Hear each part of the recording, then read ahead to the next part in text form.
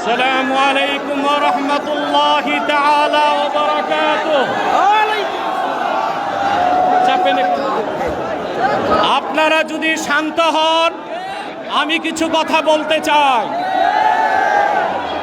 আজকে নির্যাতিত নিপীড়িত ফিলিস্তিনি মুসলমানদের স্বাধীনতার দাবিতে শত প্রতিবন্ধকতার পরেও আপনারা যে উপস্থিত ঘটিয়েছেন আজকের এই ঢাকা শহরে, যদি কোনো বাধা না আসতো তাহলে সরোয়ারদের মতো 10টা উদ্যানেও মানুষ জায়গা দেওয়া যেত না। আমি সুস্পষ্টভাবে বাংলাদেশের বর্তমান সরকারকে দাবি জানাচ্ছি, কোনো পরোয়া করবেন না, ময়দান আমাদের হাতে। কথা বলতে দেন। সম্মানিত, আমরা যা বলছি সত্য এবং ন্যায়ের মানদণ্ডে বলছি। প্রশাসনকে ভয় করার কোনো দরকার নাই আমাদের। বাংলাদেশ সরকারকে রাষ্ট্রীয়ভাবে জাতিসংঘের কাছে প্রতিবেদন করতে বলছি।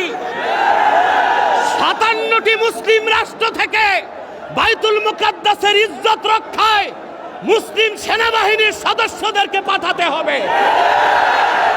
বাংলাদেশ থেকে লক্ষ লক্ষ মুসলমান ফিলিস্তিনের স্বাধীনতা উদ্ধারে ইসরায়েলের 20 দাঁত ভেঙে দিতে যেতে প্রস্তুত আছে। ইসরায়েলের দোসর হচ্ছে পার্শ্ববর্তী হিন্দুস্তান। ইসরায়েলের চিরবন্ধু হিন্দুস্তানের সাথে বাংলাদেশের কোনো ব্যবসায়িক চুক্তি হতে পারবে না, কোনো রাজনৈতিক চুক্তি হবে না। 16 বছর ফ্যাসিবাদকে লালন করেছে ভারত। ভারতের দালাল ও দোসরদেরকে বাংলাদেশের রাজনীতি করতে দেওয়া হবে না। আমি তাহরিকে খাতমে নবুয়ত বাংলাদেশের পক্ষ থেকে আপনাদের কাছে একটি আবেদন করছি। আমাদের স্লোগান হচ্ছে মাসলাক যার যার, দিন ইসলাম সবার। আজকে তার প্রমাণ তাহরিকে খাতমে নবুয়তের আমির দেখাতে পেরেছে। সম্মানিত সুধী, আমি একটি আহ্বান করছি, কুখ্যাত কাফের কাদিয়ানীদেরকে রাষ্ট্রীয়ভাবে অমুসলিম ঘোষণার দাবিতে সকল মাসলাকের মুসলমানের নেতৃত্বে তাহরিক সরওয়ার দিতে বাংলাদেশের ইতিহাসে বৃহত্তম মহাসমাবেশ করতে চায়। কারা কারা প্রস্তুত আছেন হাত তুলে দেখান।